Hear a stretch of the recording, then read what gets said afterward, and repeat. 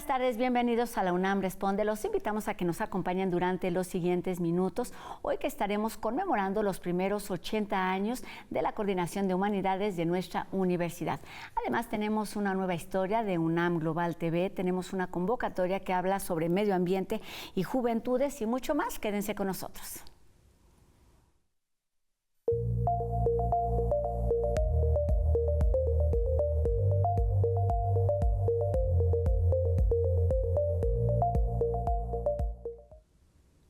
La Coordinación de Humanidades es un pilar de nuestra universidad que fue creada en 1943 y bueno, desde entonces ha destacado en la formación de profesionistas, la producción de conocimientos, así como en la reflexión crítica, el diálogo entre disciplinas y el compromiso social.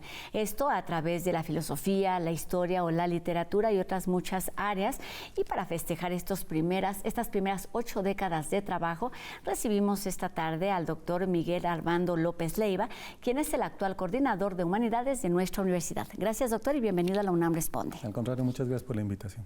Pues qué bueno que esté aquí con nosotros para hablar de lo que es y de lo que ha sido esta instancia universitaria, y comencemos por reconocer o identificar algunos de los principales logros y motivos para conmemorar este 80 aniversario. Bueno, yo creo que el principal motivo para conmemorar es que la coordinación como tal y el Consejo Técnico de Humanidades, que son, digamos, las dos instancias universitarias que estábamos celebrando, son un producto de la Ley Orgánica de la Universidad. La Ley Orgánica, como seguramente sabe usted y su público, fue promulgada o publicada, mejor dicho, el 6 de enero de 1945, y como producto de eso, en el Estatuto General se estableció la existencia de las dos coordinaciones, la de la investigación científica y la de humanidades, junto con sus respectivos consejos técnicos. Entonces, esa ley es muy importante, pero no voy a hablar demasiado de eso, porque refrendó la autonomía universitaria y le dio mayor estabilidad a la universidad, y por lo tanto, estas coordinaciones, la coordinación de humanidades es un producto de ello.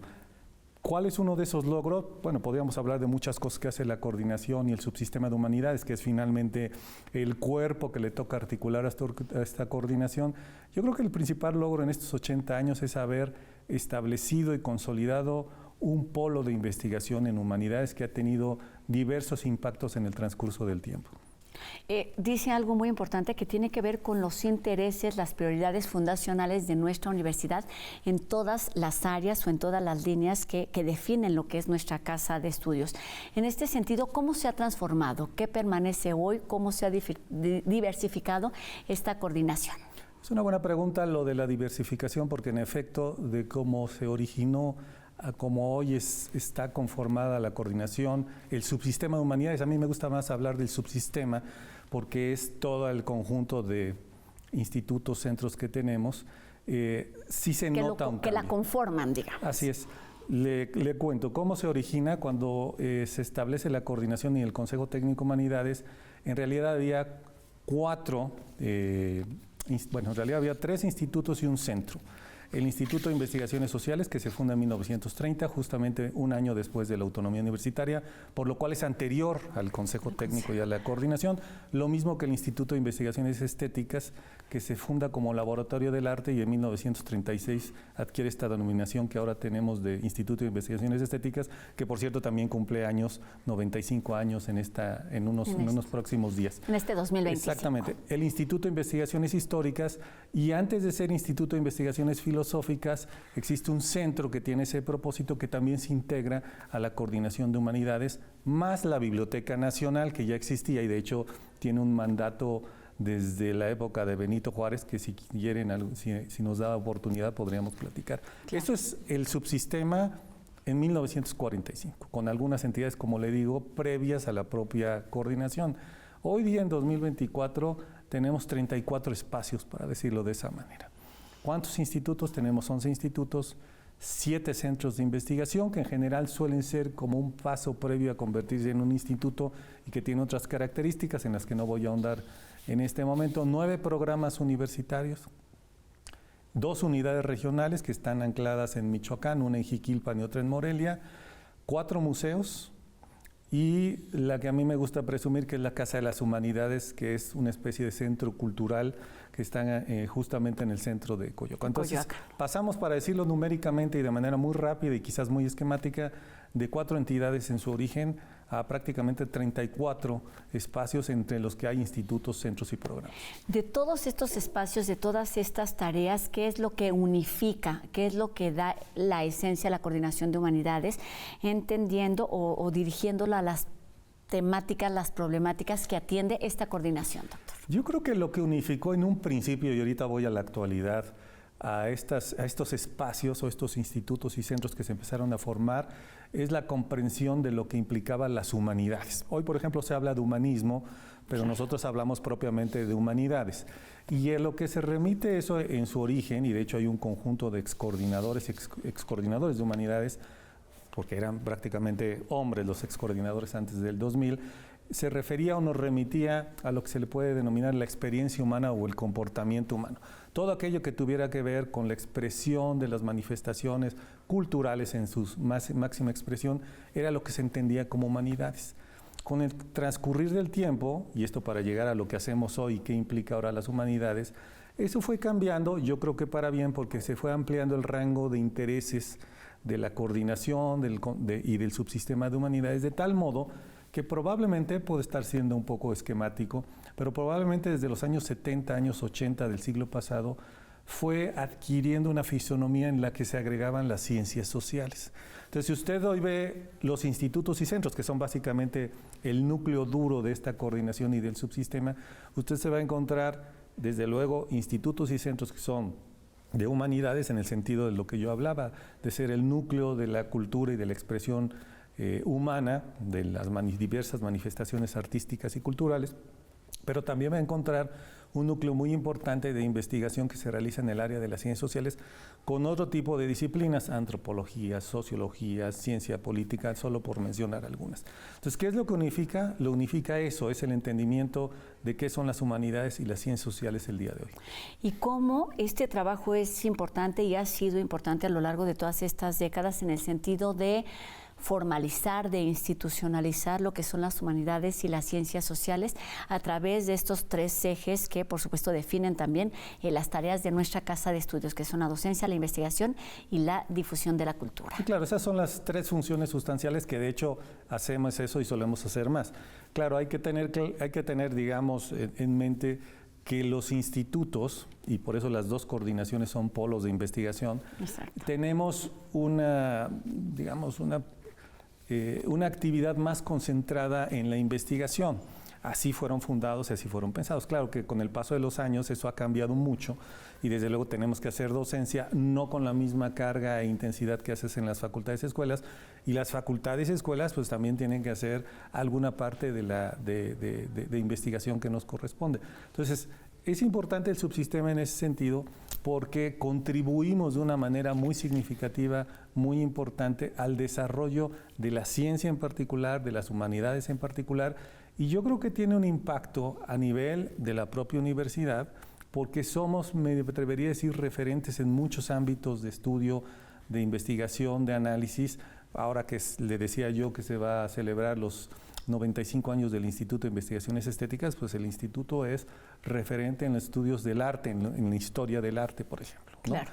Y así podríamos ir en varios. En cada una de las áreas. Sí, pensaba justamente en esto, en el papel que han tenido las humanidades a lo largo de la historia de nuestra universidad, y quisiera preguntarle sobre cómo aporta, cómo se mide, digamos, estos aportes en términos sociales, en términos del país, cuando se trata un poco de cuestiones quizás un poco intangibles, ¿no? Claro. Bueno, hay maneras de ver el aporte o el impacto. Una podría ser numéricamente. Y le puedo dar alguno que otro dato, aunque los datos cambian. Hasta el 2024 teníamos más de 3,000 proyectos de investigación en el subsistema y aproximadamente 1,200 productos de investigación que se realizan en todo el subsistema.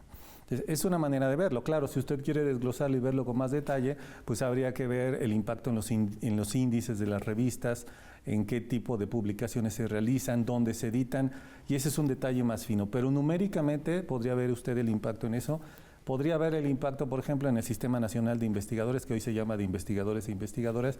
Aproximadamente el 82% del personal académico, básicamente investigadores e investigadoras, aunque no solo investigadores e investigadoras, porque también hay técnicos y técnicas que tienen SNI, pues pertenecen al sistema en sus distintos niveles. Entonces, es una manera de ver el impacto. Hay otras maneras, por ejemplo, le puedo contar a usted y a su auditorio, a los televidentes otro, el hecho de que hagamos investigación aplicada. Generalmente se piensa que las humanidades, más las humanidades que las ciencias sociales, pues hacen investigación teórica, hacen investigación abstracta, pero mucha de esa investigación tiene efectos, por ejemplo, en libros de texto gratuito o en investigación aplicada que se le pide a las entidades del subsistema.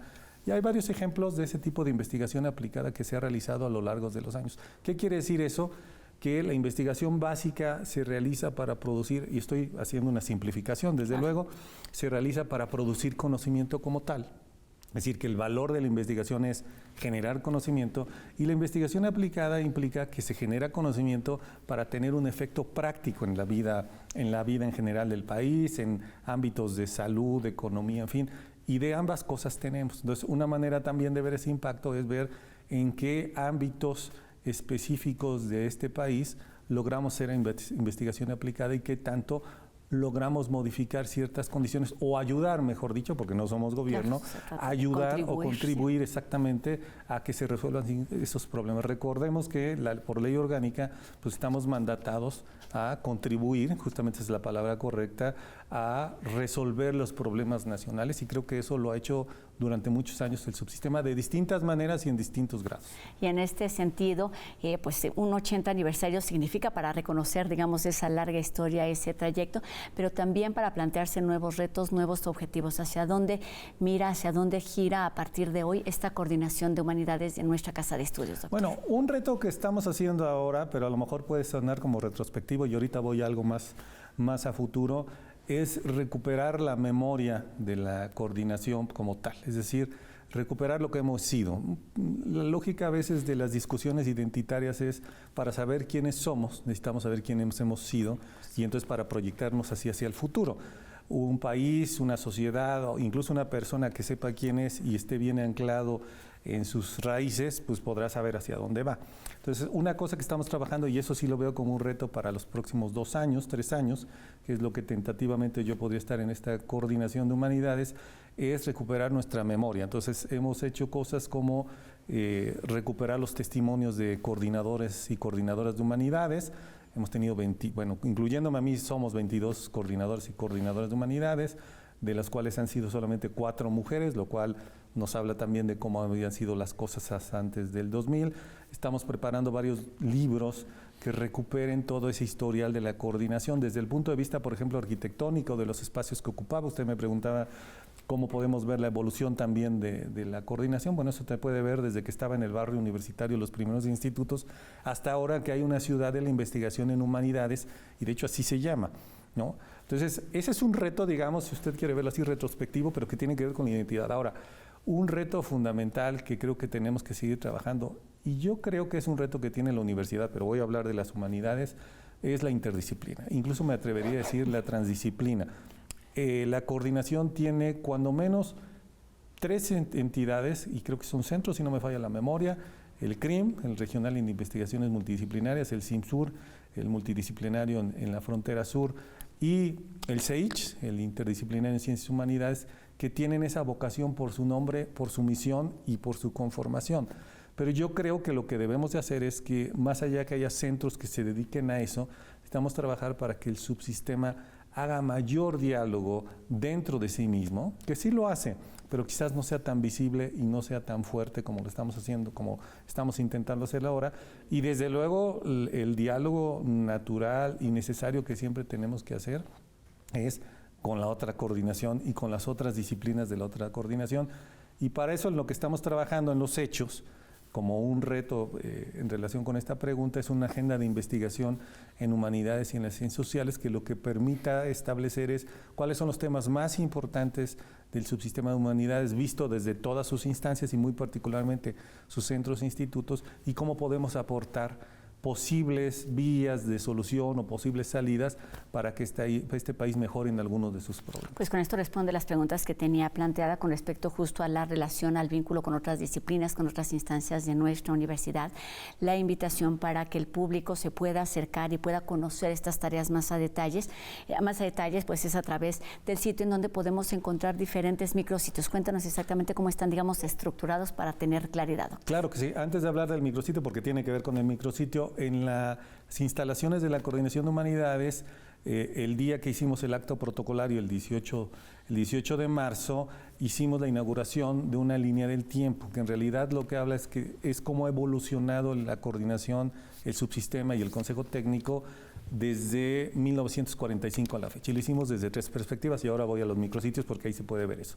La perspectiva, yo decía, arquitectónica o espacial, en dónde nacieron los institutos y dónde estamos ahora. La perspectiva disciplinaria, desde cuáles son las primeras preocupaciones que tenía la coordinación como institutos hasta el día de hoy, que le comento son 34 espacios y una diversidad de disciplinas en humanidades y ciencias sociales. Y la última, que no es menor, y no hemos hablado mucho de eso porque la concentración efectivamente en esta entrevista estuvo en la coordinación y propiamente en el subsistema, es el Consejo Técnico Humanidades, que es el órgano colegiado, la máxima autoridad en este subsistema, también ha ido mutando en relación con su forma de ser representada. Cuando se creó el Consejo Técnico, pues en realidad lo formaba el director y el coordinador o la coordinadora, en ese caso el coordinador, con los directores. Hoy día, en realidad, eso es muy, muy diferente y eso también ha cambiado. ¿Por qué cuento esto? Porque esto en las instalaciones lo pueden ver, quien guste ir puede ir y ver, ahí está en una pared literalmente pegada a esta línea del tiempo donde se explica sucintamente todo el paso de la coordinación, el consejo y el subsistema. Y en los micrositios que tenemos en el sitio web de la Coordinación de Humanidades, que es en Humanidades lo pueden encontrar sin mucha dificultad, van a encontrar esa línea del tiempo formulada de una manera diferente, porque no se puede poner obviamente en la pared, pero está reproducido de una manera amigable. Van a encontrar las semblanzas de los excoordinadores, las excoordinadoras.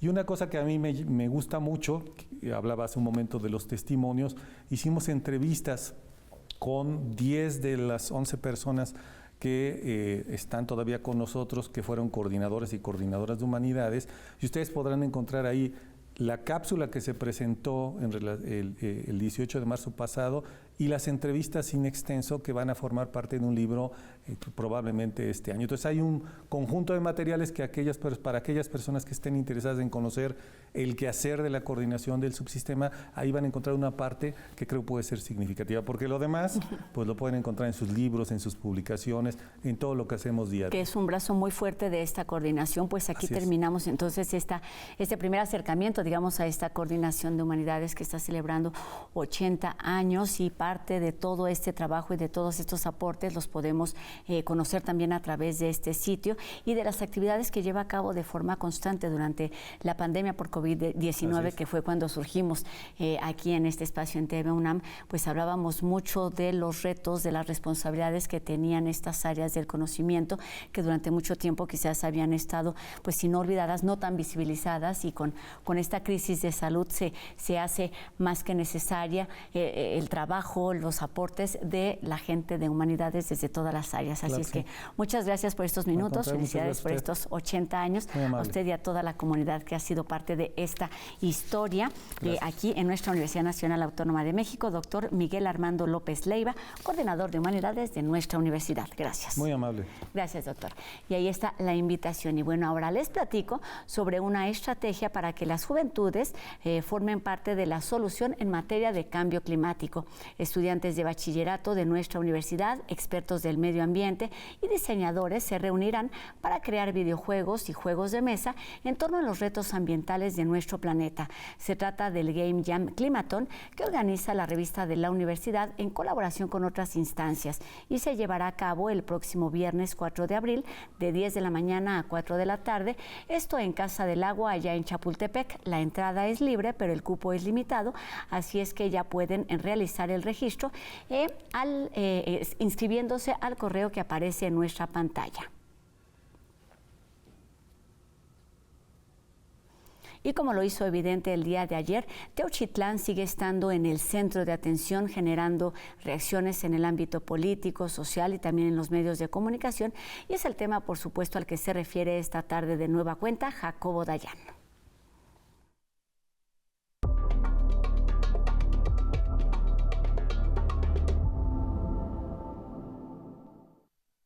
¿Qué tal? La tragedia de Teuchitlán continúa acechando al país. La presidenta de la República ha salido con una serie de medidas para mejorar la búsqueda de personas desaparecidas que son completamente insuficientes, repetición de lo que ya había.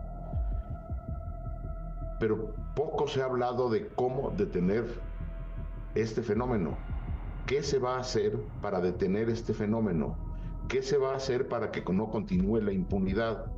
De eso el gobierno ha preferido no hablar. Si ante un hecho de esta magnitud el país no se sacude lo suficiente para replantearse seriamente la estrategia de seguridad y justicia, ¿qué lo hará?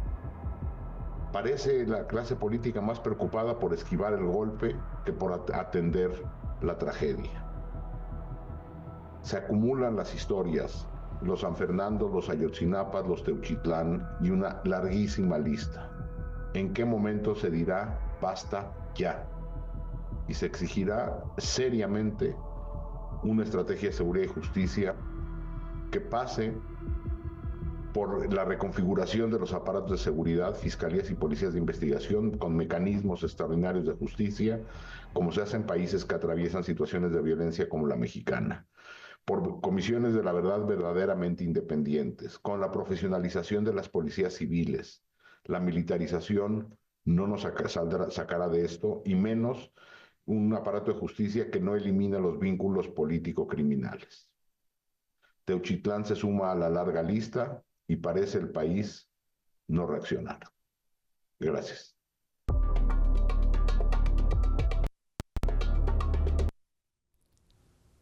Y hoy UNAM Global TV nos lleva a la UNAM Juriquilla para hablarnos del Sarga Panel, este desarrollo universitario que aprovecha el sargazo para transformarlo en paneles de construcción, y de lo que platicamos aquí hace unos días en este espacio informativo.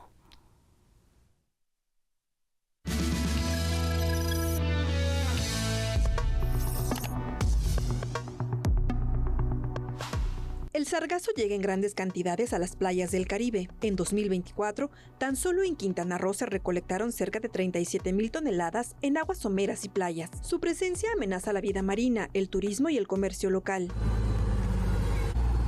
En el Centro de Física Aplicada y Tecnología Avanzada de la UNAM, encontraron una forma de aprovecharlo. Producen paneles para construcción. Más o menos 5 kilos de sargazo seco equivale como a 50 o 60 kilos de sargazo húmedo por cada panel. Entonces es una cantidad masiva importante.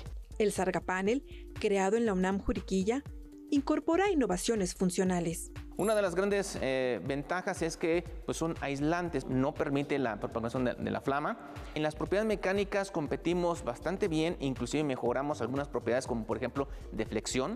Para la fabricación de este panel sustentable participan otras instancias de la UNAM. En alta mar, integrantes del Instituto de Ciencias del Mar y Limnología recolectan el alga. El Instituto de Energías Renovables participa con el secado. Utilizamos secadores solares, entonces era rapidísimo, ellos lo procesaban, ya nos lo mandaban seco, embolsados y a utilizarlo. En el Centro de Física Aplicada y Tecnología Avanzada de la UNAM Juriquilla, eliminan impurezas.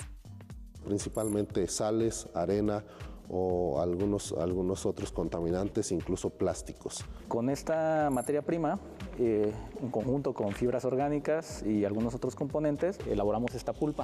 Posteriormente se saca al sol y se seca nuevamente para formar estas cubiertas flexibles. Estas hojas son el corazón del panel de sargazo y se unen a la mezcla de yeso.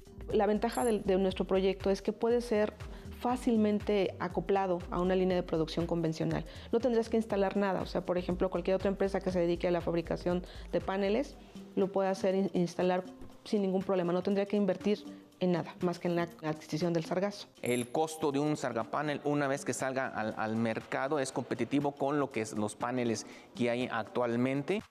Este desarrollo universitario ya ha probado con éxito su funcionalidad, y ya hay una empresa interesada en utilizar esta innovación tecnológica.